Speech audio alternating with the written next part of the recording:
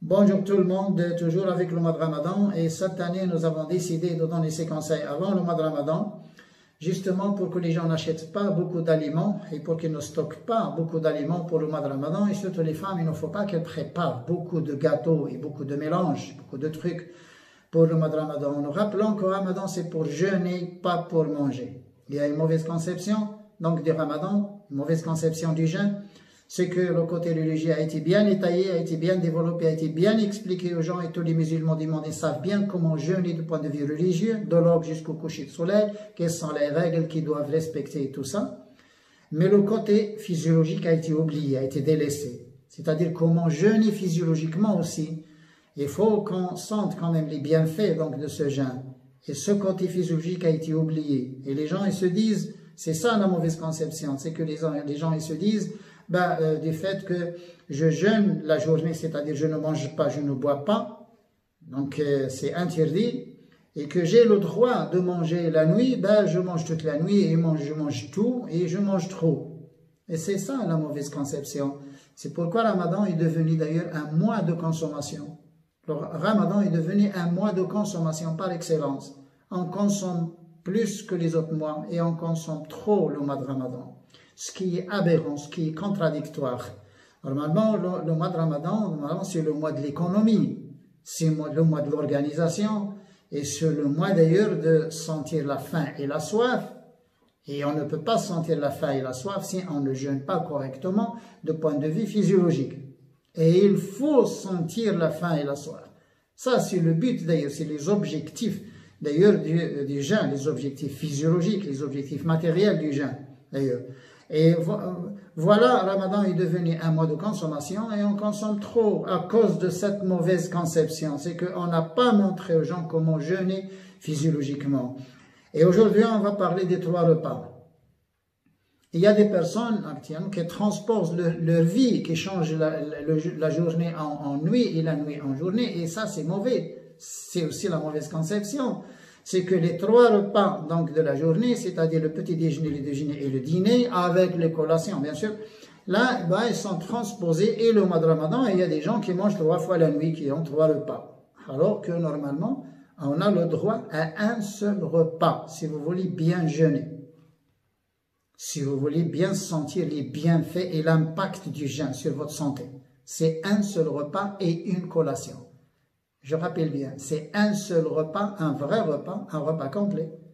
C'est le repas du phtor, c'est d'ailleurs lorsqu'on interrompt donc le jeûne, c'est le repas. D'ailleurs, vous mangez ce que vous voulez et ne pas manger la nuit. Et puis, il y a une collation qui s'appelle sahur, et ça doit être d'ailleurs en dernier drink de la nuit, c'est-à-dire juste avant le temps d'ailleurs de la prière du soir. Et pas avant, hein, pas avant. Et d'ailleurs, la nuit, il ne faut pas manger la nuit, même les autres mois, il ne faut pas manger la nuit. Il y a des gens qui vont se demander, comment jeûner la journée et ne pas manger la nuit? Eh bien oui, parce que vous avez le droit à un seul repas, d'ailleurs, pour valoriser votre jeûne. Pour valoriser votre jeûne, je le dis 2 fois. Vous avez le droit à un repas complet, un bon repas. Mangez ce que vous voulez, c'est le repas d'iftar, mais ne remplissez pas votre estomac. Hein. Laissez au moins l'espace de tête. Hein. Et puis, donc, dans ce repas-là, vous devez manger des aliments sains, des aliments d'ailleurs propres, cuissons à la maison, des aliments aussi naturels que possible, si vous les trouvez, et évitez tous les produits conservés, évitez tous les aliments conservés parce qu'ils contiennent des additifs, et évitez les huiles raffinées, le sucre blanc raffiné et le pain, c'est-à-dire la farine blanche. Le pain blanc, il faut l'éviter, et les viandes, si vous pouvez, et les viandes. Pourquoi? Parce que si vous voulez valoriser votre jeûne, ça veut dire que vous devez prendre moins d'énergie qu'avant pour obliger votre corps à épuiser ce qu'il a stocké comme énergie, c'est-à-dire les graisses. Si vous prenez la même quantité d'énergie, ça veut dire que votre jeûne n'aura aucun impact. Votre corps il va continuer à vivre comme avant, peut-être pire. Hein? Et puis, il ne faut pas manger la nuit. Pourquoi? Parce que scientifiquement et physiologiquement, et tout le monde le connaît, c'est-à-dire le monde d'ailleurs du domaine, hein, les gens du domaine, savent bien que la nuit, il n'y a que la mélatonine qui fonctionne. Pendant la nuit, il n'y a que la mélatonine qui est produite. Le cortisol n'est pas produit la nuit. Et puis, on a les facteurs de croissance qui s'arrêtent la nuit. Et on a aussi les enzymes donc, qui s'attardent, d'ailleurs la nuit, qui s'arrêtent. Et on a le système hormonal aussi qui s'arrête la nuit. Ben, pourquoi manger la nuit? Alors, tout s'arrête la nuit. Pourquoi manger? Il n'y a que la mélatonine, il n'y a que la sérotonine qui est transformée en mélatonine la nuit, parce que la mélatonine, ça aide à dormir. Et vous devez dormir. Vous devez dormir. Je le dis 2 fois. Ça veut dire, si vous avez quelque chose à manger, mangez-le dans le repas du phtor. D'ailleurs, l'interruption, quand vous interrompez votre jeûne, là, vous mangez ce que vous voulez, mais ne mélangez pas des choses. Et cuisson à la maison, des choses simples. Vous avez le droit à beaucoup de choses, un potage de légumes, des jus, des fruits, vous avez aussi les céréales, vous avez les légumineuses, les trucs là, vous avez beaucoup de choses à manger. Hein. On a, déjà avec l'eau et les dattes, d'ailleurs, il faut interrompre avec l'eau et les dattes, là, vous cassez donc votre, là, et puis là, votre physiologie donc, se réactive. Vous activez aussi là, si le système pepsine, d'ailleurs trypsine, chémotrypsine, trypsine donc de l'estomac qui se prépare pour digérer ce que vous allez lui donner. Et puis l'estomac était en repos, était au repos pendant 16, 17, 18 heures, ça dépend des pays. Il y a des pays qui vont jeûner 21 heures. Là, et puis tout d'un seul coup, vous donnez une grande quantité d'aliments à votre estomac, il ne sait pas quoi faire.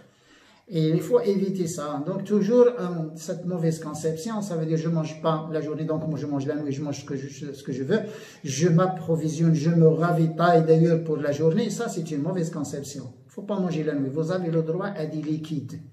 Mangez ce que vous voulez, donc le premier repas c'est le repas lorsque vous interrompez votre jeûne, mangez ce que vous voulez, ça c'est votre... Et mangez doucement d'ailleurs et prenez votre temps. Et d'ailleurs il faut le faire en 2 phases. C'est mieux de le faire en 2 phases, c'est-à-dire prendre les dattes et l'eau et attendre 30 minutes et puis vous continuez. Et puis la nuit, vous avez le droit à des liquides. L'eau, les tisanes, les infusions, le thé, tout ça, les jus, les fruits. Et puis les gens qui aiment donc les légumes, une salade de légumes crus. Attention, quand on dit salade de légumes, c'est toujours cru. Quand on fait cuire les légumes et on prépare une salade, ce n'est pas une salade, c'est un plat. Les salades, ça veut dire que les choses doivent être crues, parce que c'est une entrée. C'est une entrée, ça doit être riche en enzymes et riche en acides organiques, et les choses qui ne doivent pas être détruites par la chaleur. Lorsque vous voulez prendre une entrée, ben prenez des choses crues. Et puis, vous avez les salades fruits, salades de légumes, vous avez jus de fruits, vous avez les fruits secs et les fruits frais. Vous avez le droit à même le thé, l'eau et tout ça, les infusions, tout ça la nuit. Vous avez le droit à ça. Et puis vous avez une petite collation, c'est-à-dire la fin de la nuit, c'est-à-dire avant la prière du soir. Là, ça s'appelle suhoor. Le suhoor, c'est une collation. C'est une collation. Là, vous prenez ce que vous voulez. Il y a des gens qui boivent 1 verre d'eau ou 2 verres d'eau. C'est bon. Il y a des gens qui prennent l'eau et les dattes. C'est bon. Il y a des gens qui prennent l'huile d'olive avec un peu de pain complet. Oui, c'est bon. Il y a des gens qui prennent le riz. C'est bon. Mais attention, pas de tagine, pas de marmite, hein, pas de viande avec légumes et tout ça. C'est pas un repas complet. Hein. Ne mélangez pas, attention, ne mélangez pas les choses dans ce repas. C'est une petite collation, tout simplement. Et c'est pour l'état psychique plutôt que pour l'état physiologique, le suhoor. Parce que le matin, quand vous vous réveillez, vous dites pas j'ai pris mon suhoor, donc c'est bon, je suis bien. Mais quand vous ne prenez pas cette collation, quand vous vous réveillez le matin, vous êtes fâché. Vous voyez, voilà. Et là, attention, il n'y a pas de dîner le mois de Ramadan, et surtout mes frères et sœurs musulmans qui sont convertis, qui vont jeûner peut-être pour la première fois, il faut quand même qu'ils voient donc cette vidéo. Il n'y a pas de dîner le mois de Ramadan, il n'y a pas 3 repas. C'est le repas lorsque vous interrompez et la collation du suhoor. Entre les deux, il n'y a rien. Mais vous avez le droit à des liquides, vous avez le droit à des choses qui ne demandent pas d'ailleurs une digestion. À l'énergie de digestion des fruits, c'est pratiquement nul. Donc, prenez l'eau, buvez beaucoup d'eau, buvez des jus, des tisanes, des thés, des infusions, des fruits, des jus de légumes et puis des salades de légumes et tout ça. Là, vous avez le droit à ça. Mais attention, les choses énergétiques, non, pendant la nuit. Hein. Pas de lactés, pas de viande, pas de légumineuses, rien la nuit. Attention. Donc, les choses simples à digérer, là, vous avez le droit. Et puis, passer un bon Ramadan. Et parmi je rappelle bien que parmi les objectifs du Ramadan, vous devez comprendre ça quand même, hein, c'est que parmi les objectifs, c'est sentir la faim et la soif. sentir la faim et la soif. Scientifiquement, ça s'explique bien. Pourquoi? Parce que si on ne sent pas la faim et la soif, ça veut dire que le corps, votre corps, a suffisamment d'énergie. Donc, il ne va pas épuiser l'énergie stockée, c'est-à-dire les graisses et les trucs là. Il ne va pas non plus éliminer d'ailleurs tout ce qui est toxique, qui est stocké dans le gras.